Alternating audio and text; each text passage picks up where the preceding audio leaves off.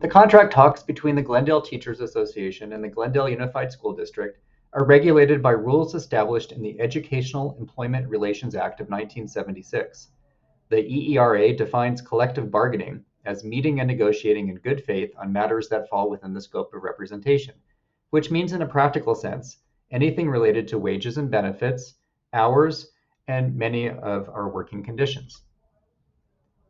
GUSD and GTA teams are made up of a diverse group of around 6 to 7 members each. These teams establish agreed upon parameters for bargaining each year.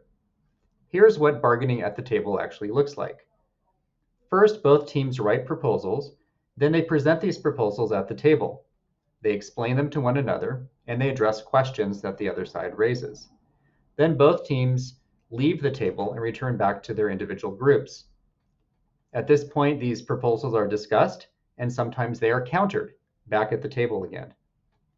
Finally, when agreement is reached after presenting proposals and counter proposals multiple times, these proposals are TA'd, or tentatively agreed to, and then put to a ratification vote by the membership of GTA and the Board of Education. Once this occurs, the language becomes part of the collective bargaining agreement, and it becomes binding to both parties. So there are a few misconceptions about bargaining. One misconception about the bargaining process is that the district will agree to a GTA proposal if the GTA negotiations team makes rational arguments at the table and persuades the district that a proposal makes sense. In actuality, much of the work in bargaining occurs away from the table when the teams get direction from their elected representatives.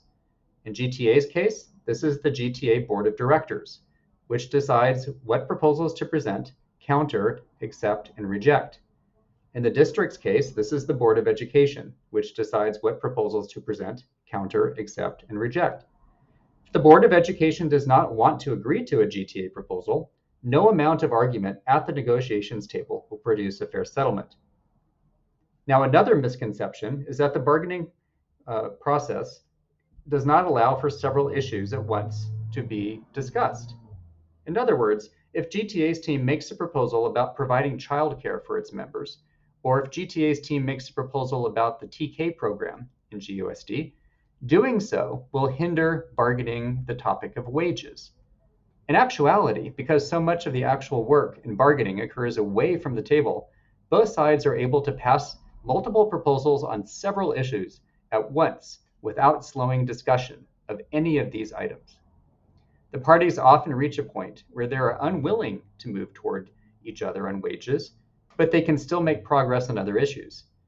At that time, further wages discussion at the table is futile, and abandoning other proposals where we can make progress would be giving up an opportunity for a stronger contract in other areas.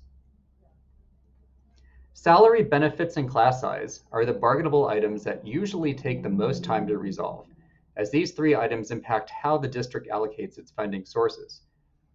Thanks to the efforts of GTA's membership who have advocated for fair salary increases, since 2013, salary increases have generally kept pace with the 2% average inflation rate.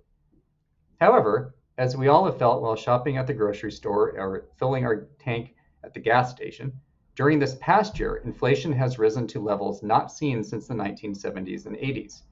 With inflation reaching 8% in the most recent year, bargaining for a substantial raise becomes an even greater priority for our members. How does the association leadership determine its bargaining goals relative to wages? Well, as with all items that are bargainable, the association leadership surveys members and then uses that data to go to the table with its membership's priorities.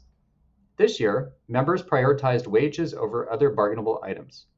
GTA's leadership solicits input from CTA also and looks at neighboring district settlements as well. And while a wage settlement would ideally at least keep pace with inflation, that is not always achieved, as the district's funding increase is based upon, among other things, whatever the cost of living adjustment might be from the state. After several rounds of negotiating, GUSD and GTA generally reach something of a middle ground that is below what GTA begins with in its first proposal, but higher than what GUSD originally proposes.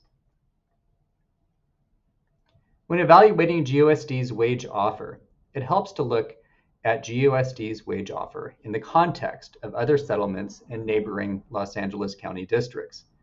As you can see from this data that shows settlements in LA County school districts as of early April 2022, GUSD's current 3.5% wage offer for the combined years of 2020-21 and 21-22 falls in the lower middle of the range of other districts in our area and below the average settlement of 4.13% over 2 years. GUSD can do better. While the district has proposed an additional 3.5% compensation for the upcoming year, educators in Glendale are looking at comparability data to determine what a fair wage increase is now in 2022. What has been challenging this year is that while GTA has moved down from its original wage proposal over 3 years, GUSD has yet to budge from its original offer. Coupled with the district misrepresenting extra pay for extra work as a 4.5% one-time wage increase for the 2020-21 school year, many GTA members have felt that now is the time the district needs to extend itself to pay its employees as much as it can while still maintaining solvency. Why GUSD can afford more than it has proposed is based upon several factors. For example, proposed legislation from Senator Portantino would tie education funding to annual enrollment rather than average daily attendance. The state level, this could increase funding by $3 billion. Also a factor is how willing the district is to dip into its projected $77 million in reserves, some of which it can use to pay for a salary hike. Also significant is how much the state's budget changes as a result of tax receipts for 2021, which analysts have said could result in a COLA for 2022-23 that is revised upwards from the current 5.33% projection. All of these factors can influence the district's ability to pay for a higher wage increase than it has twice proposed. GUSD educators deserve Board of Education members who understand that Glendale educators care deeply about our students and the Glendale community, who reach out to GTA leadership prior to making decisions about teaching and learning, and who work hard to ensure our students receive the best education possible.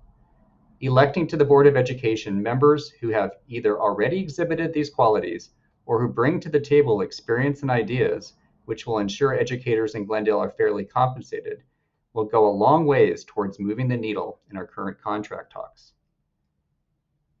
Finally, your voice matters. In the past, contract settlements over wage increases have taken a year or two even. GUSD educators deserve a fair wage increase now, not in a year or two. GUSD leadership has said that it values its employees, and that means your voice matters. If GUSD's leadership believes that the educators who make the district attractive to so many families care about a fair wage increase, then GUSD's leadership will find a way to afford a wage increase that honors the work that Glendale educators have done during the pandemic and will continue to do in the years to come.